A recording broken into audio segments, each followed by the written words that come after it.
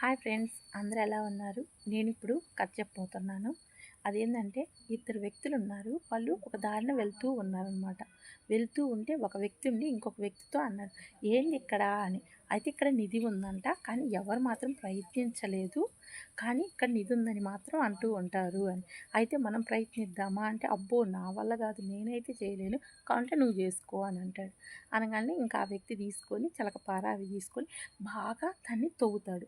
తవ్వి ఒక 10 అడుగుల దాకా దోవుతాడు. అబ్బా! వాడంత నిజమే ఈడ ఏం లేదులాగుంది, ఎంత దవ్వినా రాలేదు అనేసి ఆ పారని పక్కన పడేసి వెళ్ళిపోతాడు. ఆ దారిని ఇంకొక వ్యక్తి వస్తూ ఉంటాడనమాట. ఆ వ్యక్తి ఆహ్, ఏందిక్కడ ఇంత దవ్వి వదిలేశారు అని అడుగుతాడు.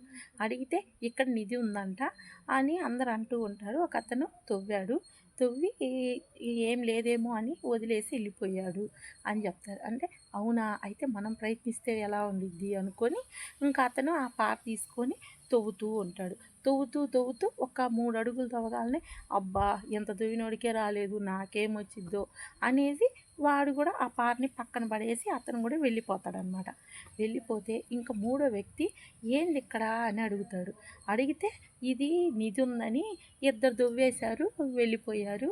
ఏం లేదు అని వెళ్ళిపోయారు అని అంటే, ఇక్కడ నిధి ఉందా అని అంటే, ఆ! ఉంది మాత్రం నిజమే. కానీ ఎవ్వరు మాత్రం ప్రయత్నించలేదు. తవ్వుతా ఉన్నారు, దొరకలేదని వదిలేసి వెళ్ళిపోతున్నారు అని చెప్తారనమాట. అనగానే ఇంక ఈ మూడో వ్యక్తి సరే మనం ప్రయత్నిస్తే పోదా అని ఒక్క అడుగు తవ్వుతాడు. ఒక్క అడుగు తవ్వాక ఇంకా అతనికి దొరకదు. రెండో అడుగు తవ్వుతూ ఉంటాడు.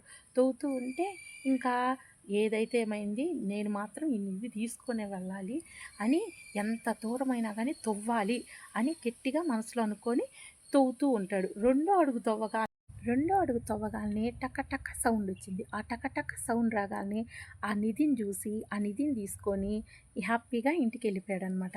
ఫస్ట్ వ్యక్తి వచ్చేసి అసలు ప్రయత్నమే చేయకుండా వదిలేసే మనస్తత్వం ఒక అతనిది. రెండో అతనిది సగం వరకు కష్టపడి ఆ ఫలితాన్ని తీసుకోకుండానే గివప్ ఇచ్చేసి వదిలిపెట్టిపోయే వ్యక్తి రెండో అతను. మూడో అతను మాత్రం ఎంత కష్టమైనా కానీ దాన్ని సాధించుకొని వెళ్ళాలి అనుకున్నాడు కాబట్టే దాన్ని సాధించుకోగలిగాడనమాట. కాబట్టి ఈ ముగ్గురు వ్యక్తుల్లో ఏ వ్యక్తిగా మీరున్నారో నాకు కామెంట్ చేయండి. కానీ మూడో వ్యక్తిగా ఉంటే మాత్రం మనము ప్రయత్నిస్తే మాత్రం గ్యారెంటీగా దాన్ని రీచ్ అవ్వాలి అని మనం మైండ్లో అనుకుంటే మాత్రం కంపల్సరీగా మనం కోరుకున్నది మాత్రం గ్యారెంటీగా సాధిస్తామండి.